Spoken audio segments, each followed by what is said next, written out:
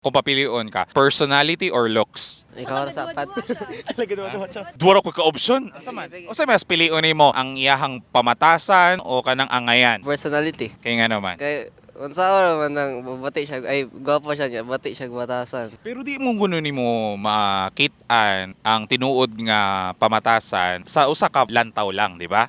Oh, So dili pud ka magingon nga kanang mga walay angay, mga walay batasan pod no. dili. Testingan ra sa. Muli kay ka automatically o imo pang ila-ilahon usa ka makaingon nga lain di siya batasan. Ilailahon sa. So dili gud mo matter ang looks na. Dili. Sa imong pagtuo angayan ka dili. Ang ayan. So bagay nimo ang Ang ayan pod.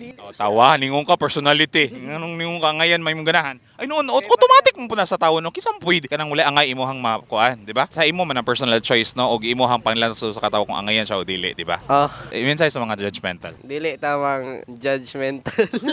Kay wata ka malo nga kaya na sila pero tsada mo dig batasan. Angayan na gud imuhang ganahan. Ang depende sabot. Pero naabay karon kang gidiskartehan. Wala. Ay naa. Asa man ron. Asa tagay.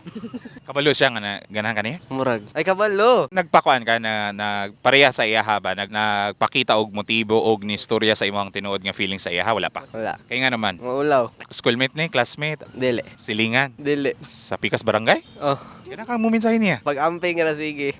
Ay, wala.